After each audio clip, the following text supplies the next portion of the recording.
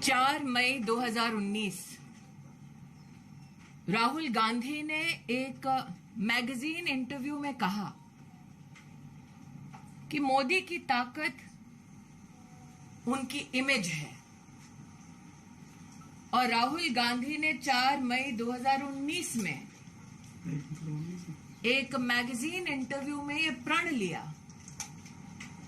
कि मैं मोदी की इमेज पे प्रहार करता रहूंगा जब तक उस इमेज को छिन्न भिन्न ना कर दूं। गांधी खानदान की नरेंद्र मोदी को यह पहली धमकी नहीं थी।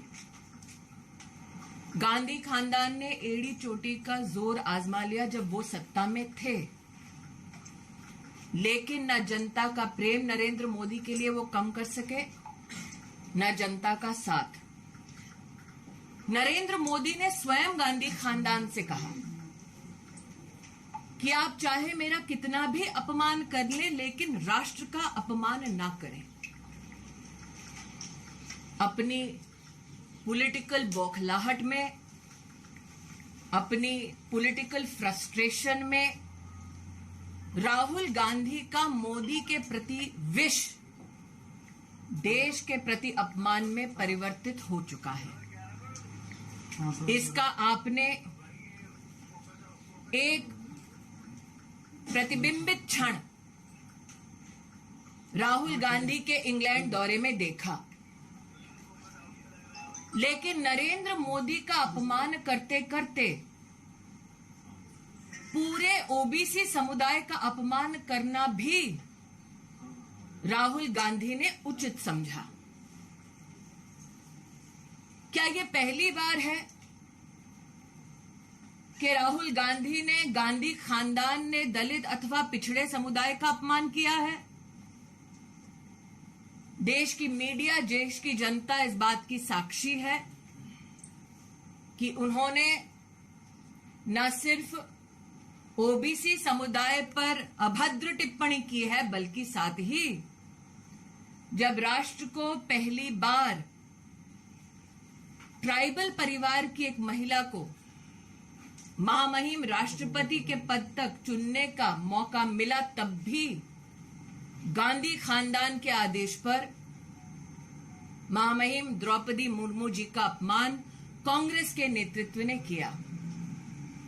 ये बात और है कि राहुल गांधी अपनी ही पार्टी के दलित नेता से अपने चप्पल उठाते हुए दिखाई दिए और अब उनका झूठ सर चढ़कर बोल रहा है।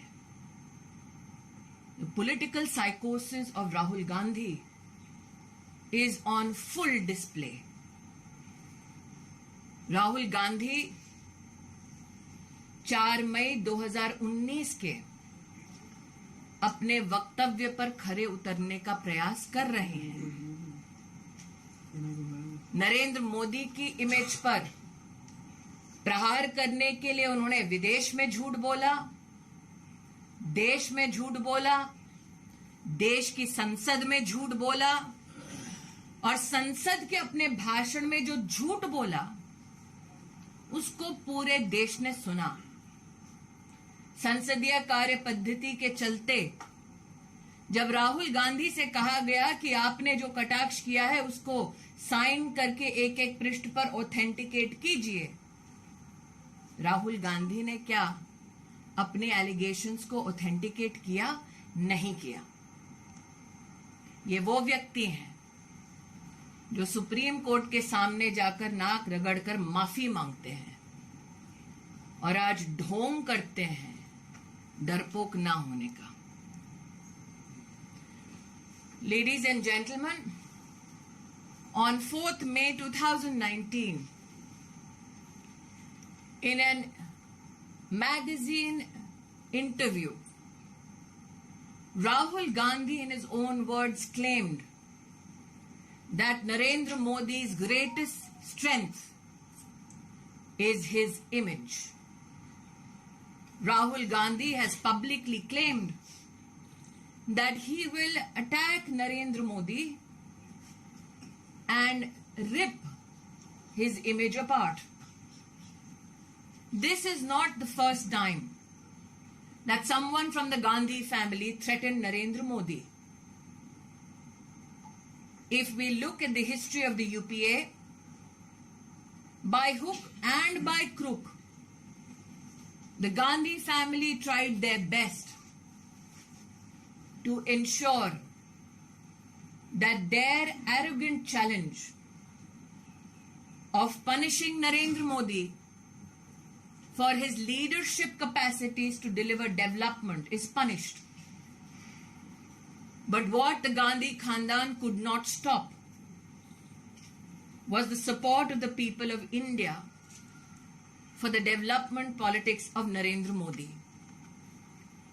Narendra Modi accepted this challenge with only one request, that while the Gandhi family can attack him, this attack should not translate into an attack on the nation state. But such is the political frustration of Rahul Gandhi that a promise he made to a newspaper and a magazine could not be fructified, and hence he continued with his tirade. Like I said, the political psychosis of Rahul Gandhi is at full display. He abused and accused Modi in parliament, but could not verify his own statement by authenticating it with his own signature. This gentleman who claims false bravado in a press conference by abusing journalists went scurrying to the Supreme Court begging with an apology.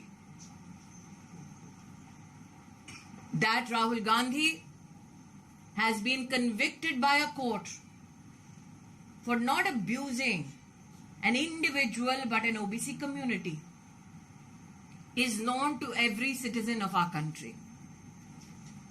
But is this the first time that Rahul Gandhi and his family have abused people, citizens from backward communities or tribal communities for that matter?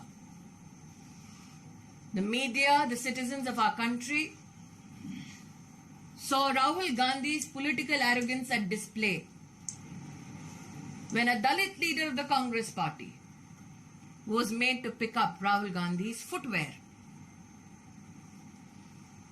Everybody knows that when the Bharatiya Janata Party proposed the name of Srimati Draupadi Murmu, belonging to a poor tribal family, as the contender for the President of India, it is then that the Congress leadership, under the tutelage of the Gandhi family, unleashed vile attacks on Draupadi Murmuji.